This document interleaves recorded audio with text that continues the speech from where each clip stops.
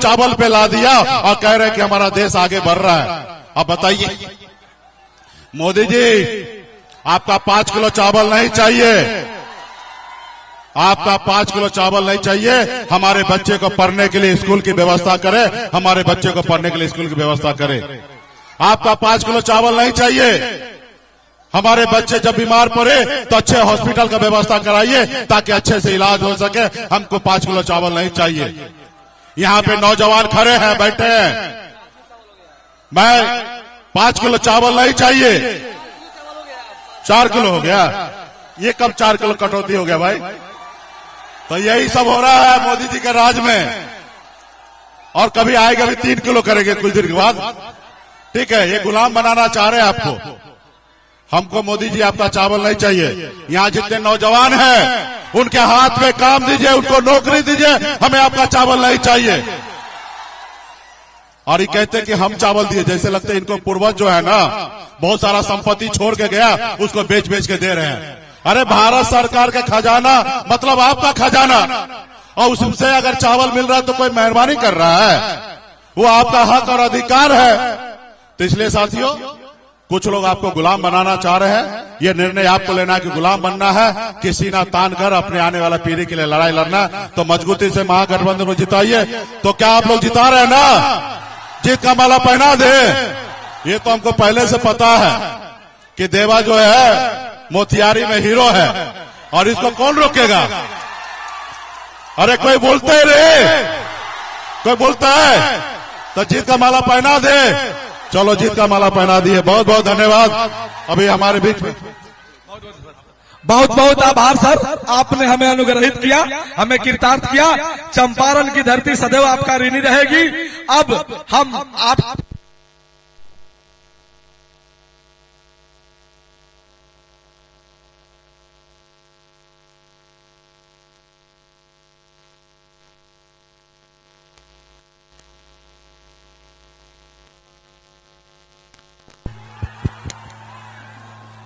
चालू माइक ही चला गया।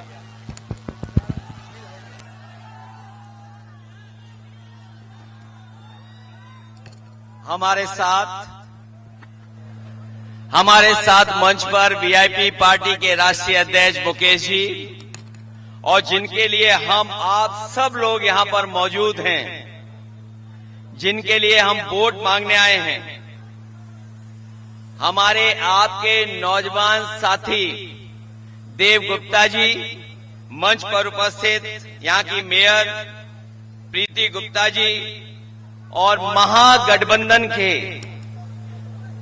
सभी हमारे नेता जो मंच पर हैं, सभी हमारे नेतागण, चुनावी जनसभा में आए हुए आदरणीय बुजुर्ग, माताएं, बहनें, नौजवान साथी और पत्रकार बंधुओं, मैं सबसे पहले आप सबका बहुत बहुत धन्यवाद और आभार प्रकट करना चाहता हूं। अभी जब मैं मुकेश सैनी जी को सुन रहा था तो वो कह रहे थे कि यहां से नौजवान प्रत्याशी देव गुप्ता जी को आप जिता चुके हो, सरकार बनने जा रही है। आज जब पहले चरण का वोट पड़ रहा है, आधा बिहार वोट डालने जा रहा है और आधा बिहार इंतजार कर रहा है कि कब वोट डाला जाएगा।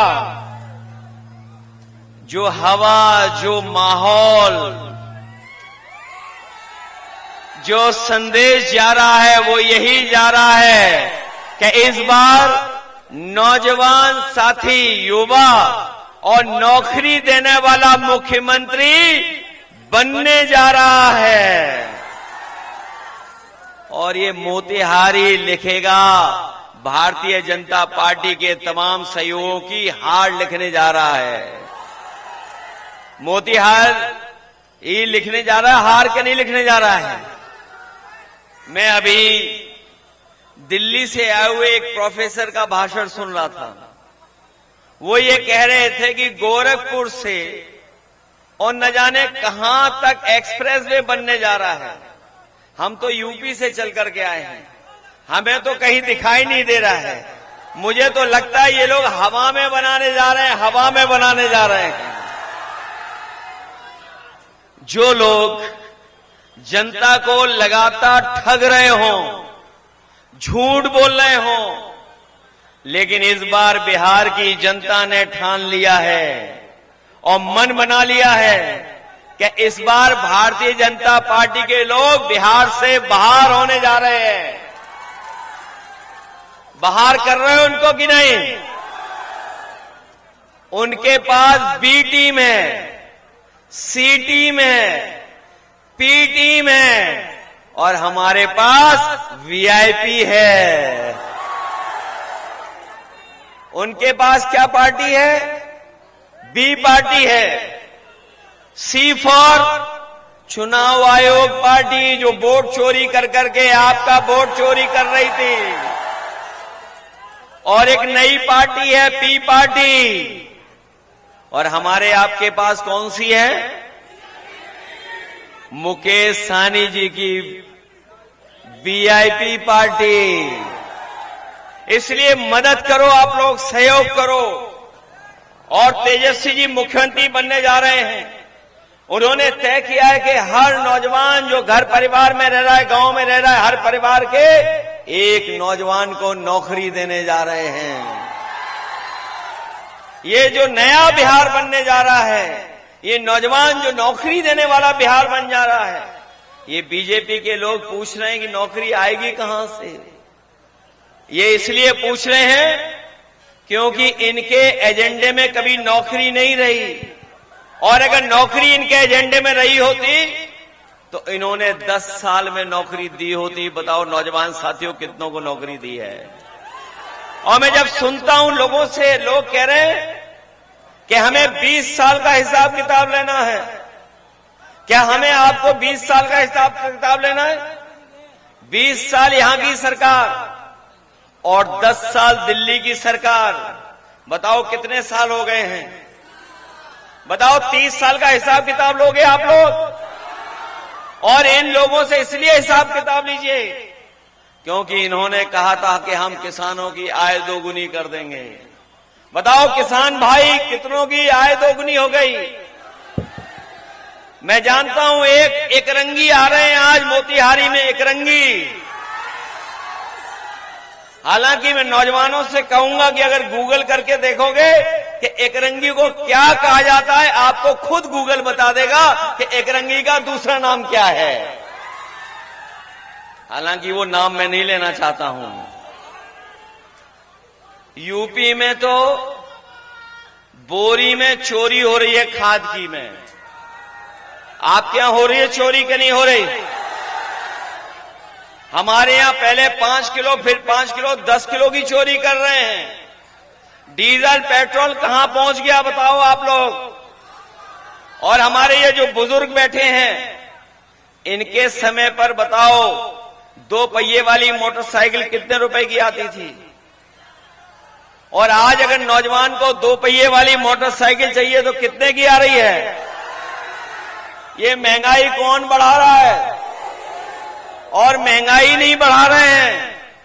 हमारे आपके खाने का सबसे अच्छा स्वादिष्ट पार्ले जी बिस्किट पैकेट भी इन लोगों ने छोटा कर दिया। बताओ कितना कर दिया इन्होंने। ये वोट चोरी तो कर ही रहे हैं, लेकिन बताओ हमारा आपका पसंद का बिस्किट का पैकेट कितना छोटा हो गया, कितना छोटा आ रहा है। ये बात तो समझ रहे हो ना आप लोग कि नहीं समझ रहे हो? ये अभी दिल्ली वाले प्रोफेसर न जाने कौन से सपने दिखा रहे थे। एक दिल्ली से आते हैं प्रोफेसर, वो भी बिहार के लोगों को सियासत सिखा रहे हैं। जो बिहार के लोग न जाने कब से जागरूक हैं। चाणक्य के जमाने से यहाँ के लोग जागरूक हैं। यहाँ के सम्राटों ने बिहार को एक किया है, लेकिन ये नए सम्राट लोग जो हैं वो देश को और समाज को बांटने का काम कर रहे हैं। और अब तो उनके जो चुनावी दूल्हा हैं वो भी जान गए कि वो मुख्यमंत्री नहीं बनने वाले, उनके कोई माला नहीं डालेगा। बताओ कोई उन्हें मुख्यमंत्री बनाने जा रहा है क्या? ये बात तो वो भी जान गए हैं। इसलिए आपने देखा होगा कि अब वो माला दूसरों के गले में डाल रहे हैं। और इसीलिए उन्हें अभी पटना के शो में नहीं बुलाया गया।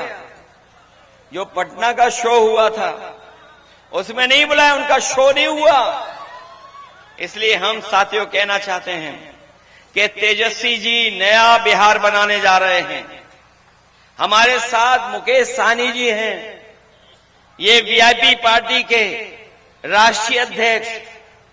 इन्होंने जीवन भर संघर्ष कर करके अपने समाज के लिए और तमाम वो लोग जो दबे कुचले हैं, पीड़ित हैं, शोषित हैं, वंचित हैं, उन लोगों को साथ ला करके बिहार को और तमाम दलों को मिलकर के नई दिशा में ले जाना चाहते हैं। इसलिए आप सबसे मैं अपील करने आया हूं कि जब युवा नया पीढ़ी का कोई मुख्यमंत्री बनने जा रहा है तो उसकी मदद करोगे आप लोग कि नहीं मदद करोगे?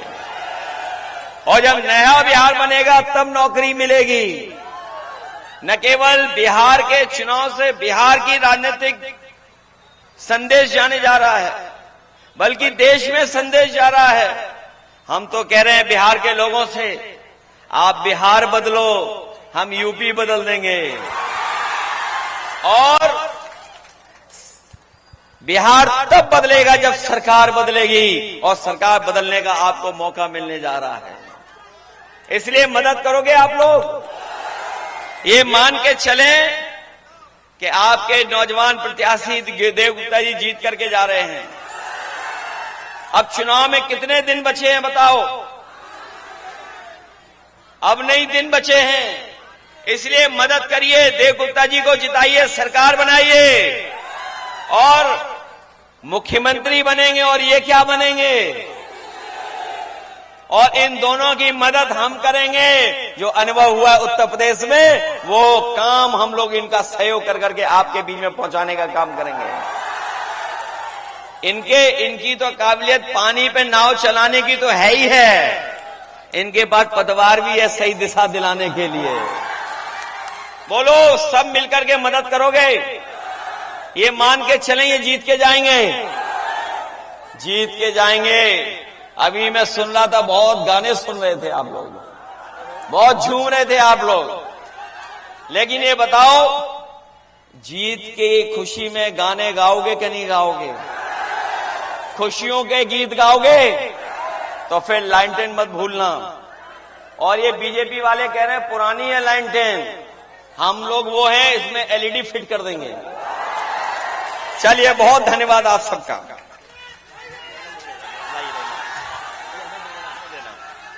आगे आओ, इधर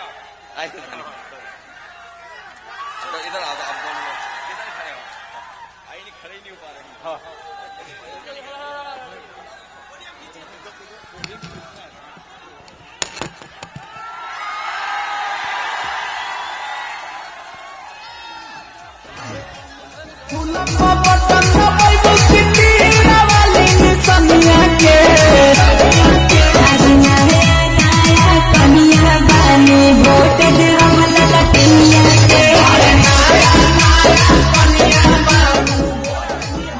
बहुत बहुत धन्यवाद।